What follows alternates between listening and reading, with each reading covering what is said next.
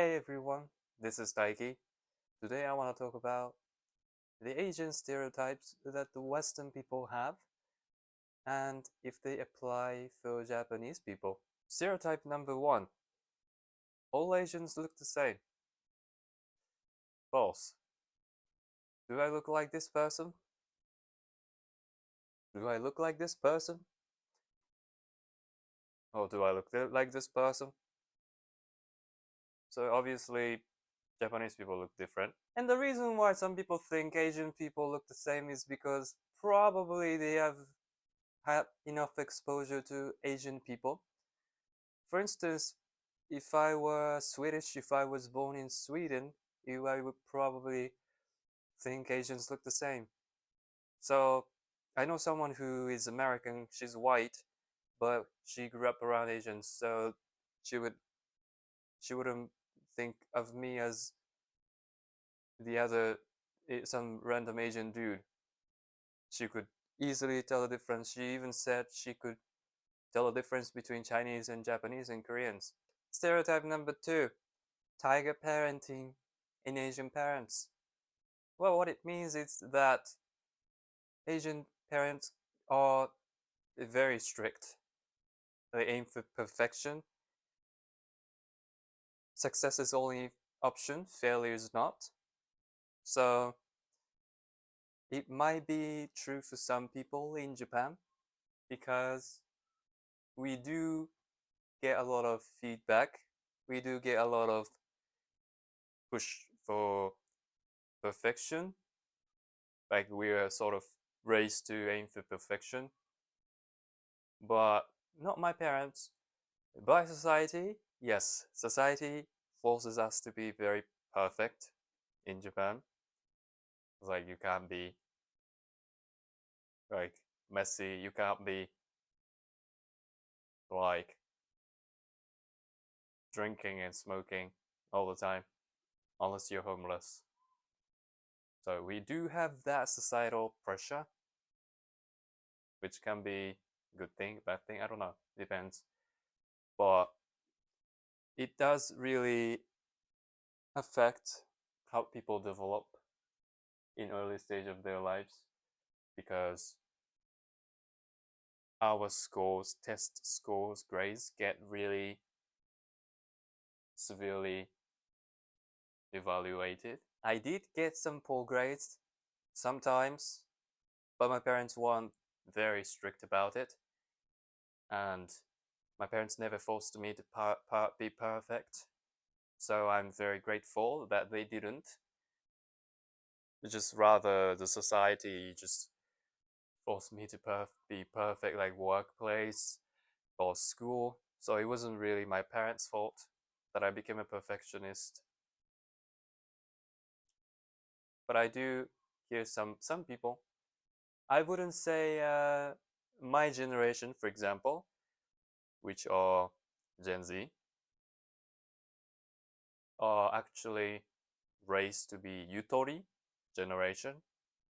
If you look up Yutori, you will see what I mean by Yutori is like since our parents' generation or someone who's older than our generation got a lot of severe treatment from school and even workplace, government or the society decided to go easy on children. So our generation, like Gen Z or Gen Alpha even, didn't get like as harsh treatment as our parents did, for example. So people are not very strict, at least my generation. But my parents' generation, my grandparents' generation, they were very, very strict. Stereotype number three, Asians eat dogs. I do not. Personally, I don't eat cows, I don't eat chickens, I don't eat any sentient beings. I don't consume the byproducts of them either. But Japan loves fish, Japan loves beef, Japan loves chicken on Christmas. So we do eat a lot of different meat, I think. but not dogs. Dogs are for Chinese and Korean, I think. But I heard like Chinese people actually don't eat dogs.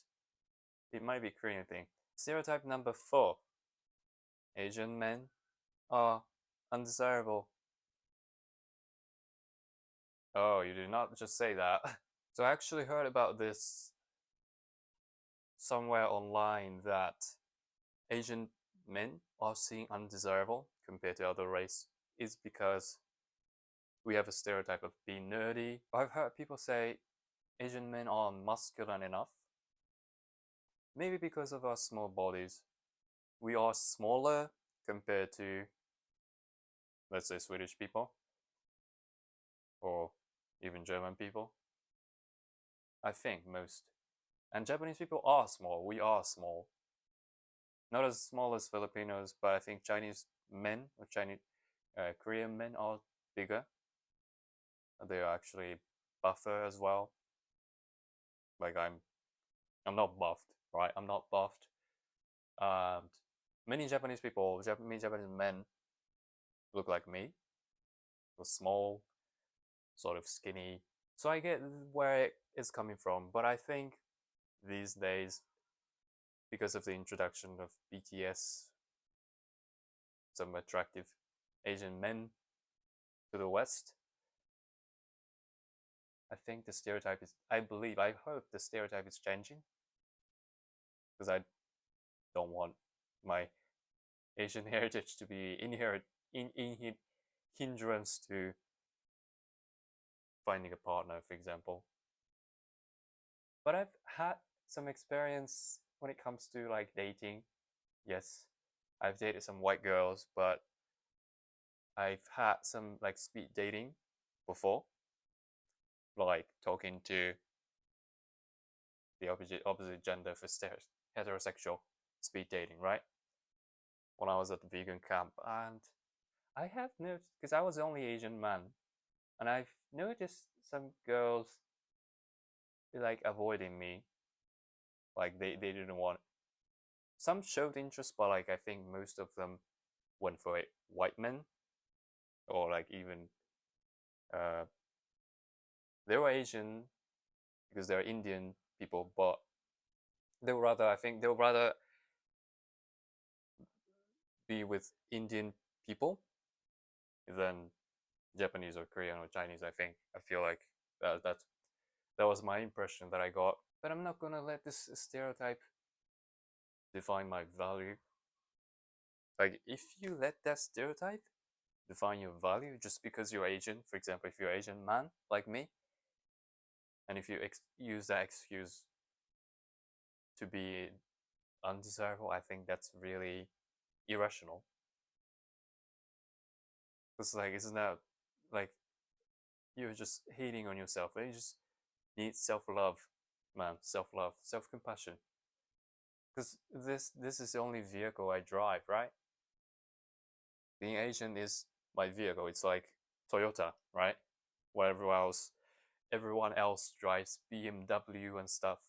But Toyota can be beautiful too. Toyota can be nice too, you know? Stereotype number 5. Asians don't experience poverty. This cannot be any more wrong. Okay? In Japan, there are a lot of homeless people living on the street. There are a lot of people who are struggling because of the low pay despite the inflation. So basically the problem with the Japanese society, Japanese economy these days is because of the inflation, but the pay doesn't get raised. And a lot of people actually just struggle. Some people take refuge in internet cafes or manga cafes, which is not uncommon actually. It's a phenomena. Stereotype number 6. I'm not sure if this is called stereotype, but it says Asian tokenism. So what it means is just putting one random Asian person in a TV show or something, is enough to create diversity. It's enough to sort of induce diversity instead of focusing on the individual person or the cultural heritage that the person has. Just throwing some Asian looking person into a group of people is going to enhance in diversity. And that can be true, I think. I've recently watched John Wick, Chapter 4. They were in Osaka Continental Hotel. And I'm actually not really, when I think about it, I was very, very proud that they depicted Osaka like very pretty. Osaka looked very pretty. I'm personally from very close to Osaka, like near city near Osaka. But like, I never thought of like Osaka being like a cool city along with Paris or you know some other places like Prague, right? But like in that film, people showed like Japanese people, the Osaka scenery and stuff, and took place in Osaka. Even the end credit featured the katana from the Osaka arc, which I really appreciate. So I do think tokenism can be true in some cases because I think I've seen some TV series just putting some Asian person in the series kind of creates sense of diversity, and they are usually stereotypically like genius or intelligent. Stereotype number 7: Asian women are overly sexual. In Japan, when it reaches winter, girls tend to wear very, very short skirts, very short trousers, right? And while like other guys or even some women are just wearing trousers, like just long trousers like normal human beings on winter days, some girls just wear like very, very, very short skirts while like just completely insulating heat for the upper body by taking a coat. That's the fashion that they have. And I'm not sure if that's overtly sexual though, because they might just be following the fashion trend. But I do think if you go to big cities in Japan at night, girls tend to be very horny, you know? They tend to be just drunk and just have no willpower. It might be same for everywhere else actually. So I don't think that's limited to Japanese women. Stereotype number 8: Asian people are model minority. So it says, model minority stereotype implies that all Asians are intelligent, hardworking, and academically talented. Not Japanese people. I mean, hardworking maybe, because we're sort of forced to work culturally.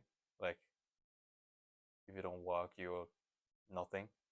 That sort of mindset that Japanese people have keeps people working for very, very long hours every day.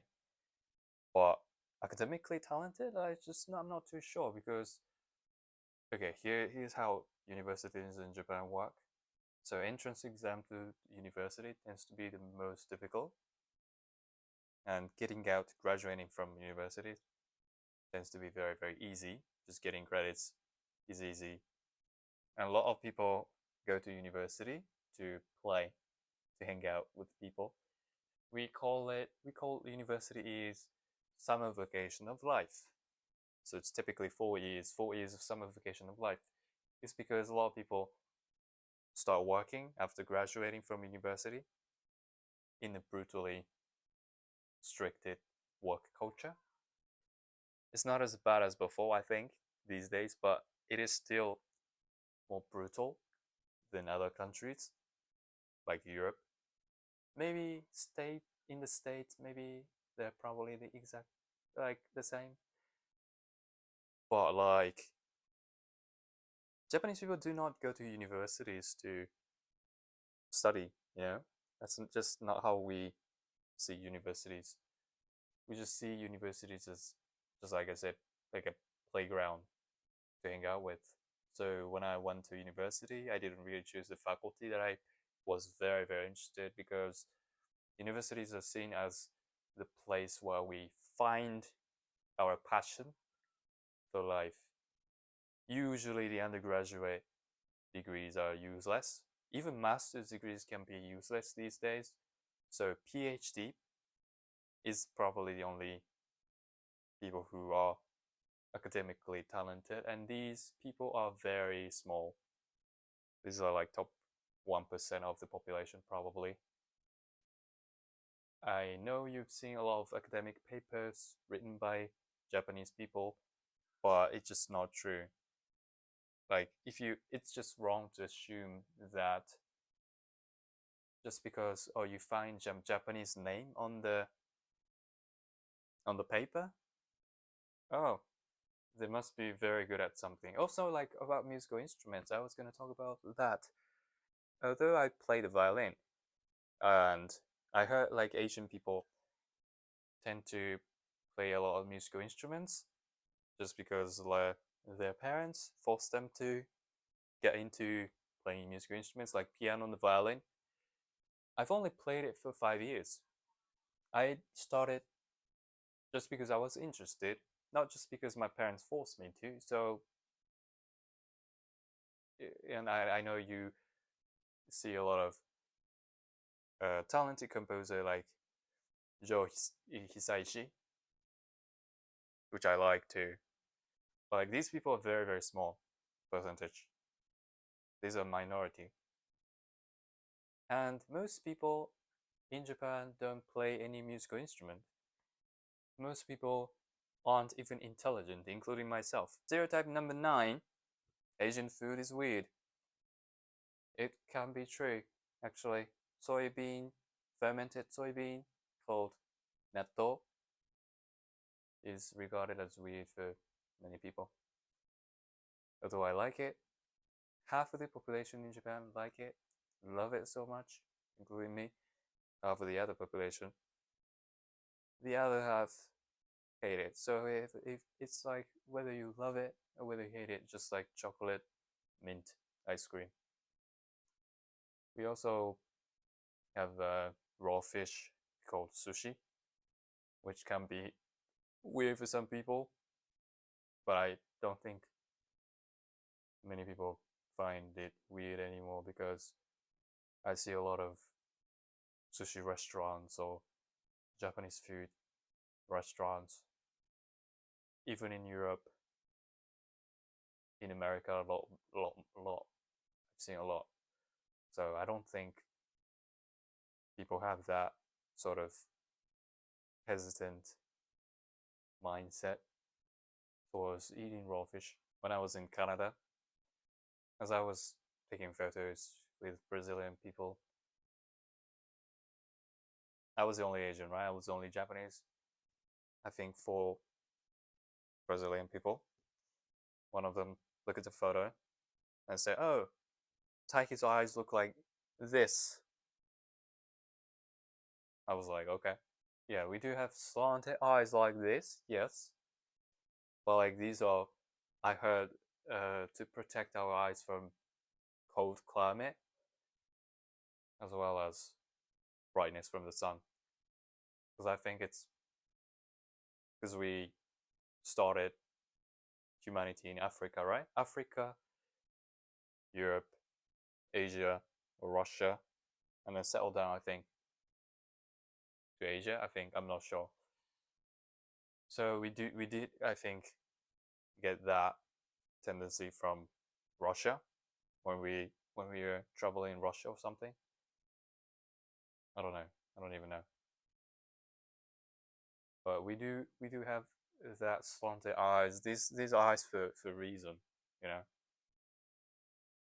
I still, my eyes are very sensitive to lights, so I still have to do this despite having slanted eyes. And apparently, a lot of Japanese people are scared of traveling because they are scared of facing racism, which I think it's a waste because most of Asian people don't, from my experience, don't face discrimination like that.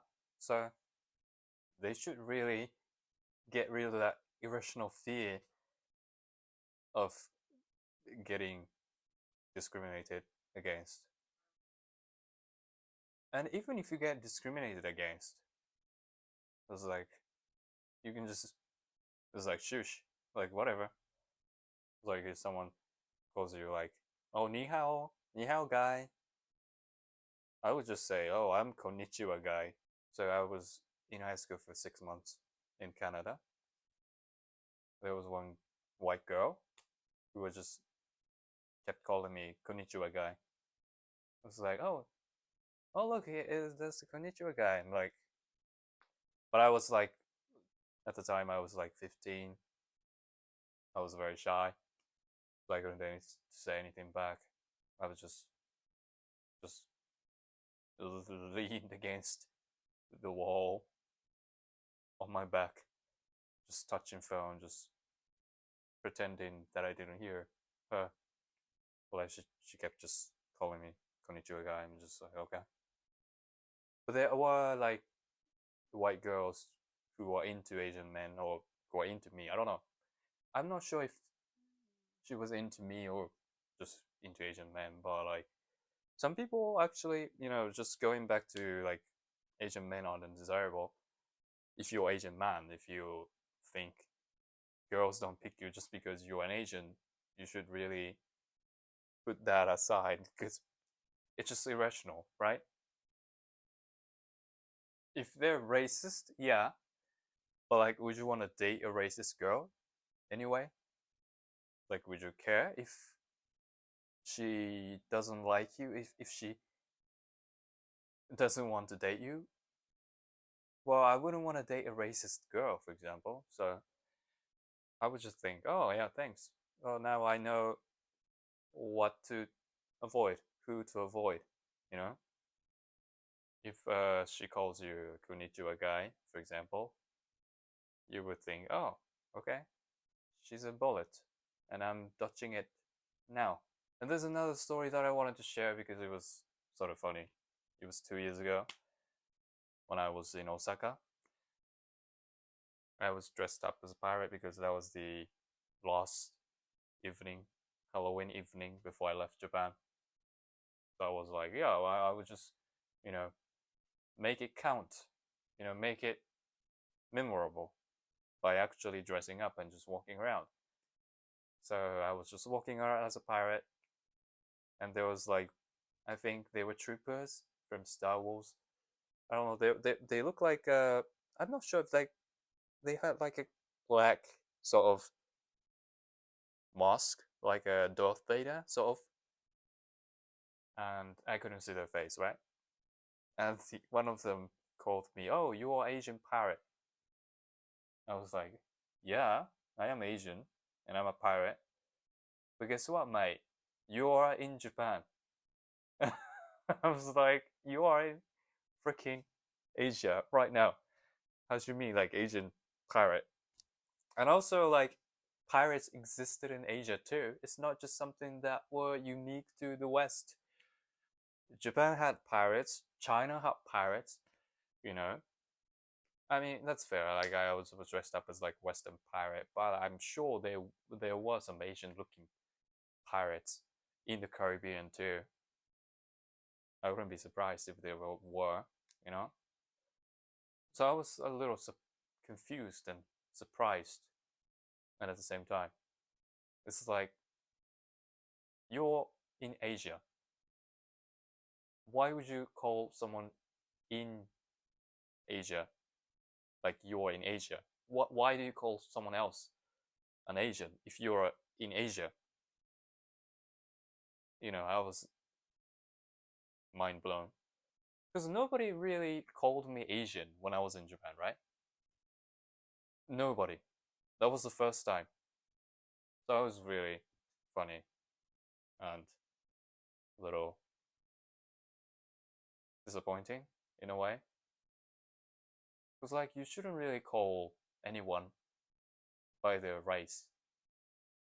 You know, if you're describing someone, it's like, oh, you know, this person is black and this person is 6 feet something. Just giving a description is fine, but like you shouldn't really call like, oh, uh, Asian pirate, a white ninja. You know, how would you like respond if an Asian person, Japanese person calls you like if you're white and if you're dressed up as a ninja? And like, how would you feel if someone calls you like, oh, you white ninja? I was like, just call me freaking ninja. It's like, it doesn't have, my race doesn't have anything to do with anything, you know? And if you're against like white people dressing up in kimono in Japan, and just people call it cultural inappropriateness, no one cares, okay? No one cares. Just you look beautiful in kimono. Just you slaying it, girl. So just keep wearing kimono because we do appreciate people wearing something in from our culture. Because we're not religious. We're not. You don't care if you wear kimono. Just do whatever you want, as long as it doesn't bother anyone. Like as long as you don't do like what was his name, Jake Paul did. We appreciate you being here. We appreciate you participating in our culture. We're like, that's something that we appreciate because we don't see a lot of people doing it for the fear of maybe cultural inappropriateness. You know, don't be afraid of just being you. Don't be afraid of trying something new in Japan. No one gets offended. And it also reminds me of Avril Lavigne just coming to Japan, just performing Hello Kitty. I heard like people were enraged in the West that she was violating the cultural appropriateness or something. While Japanese people were like, "Well, we love Avril Lavigne," you know. Like I love Avril Lavigne, you know. So like, stop just caring what other people think. Just in general. If you don't bother anyone, do it. If you want. If you bother someone, like just calling a Japanese person Asian when you are in Japan, I, you should really consider what you're really getting at.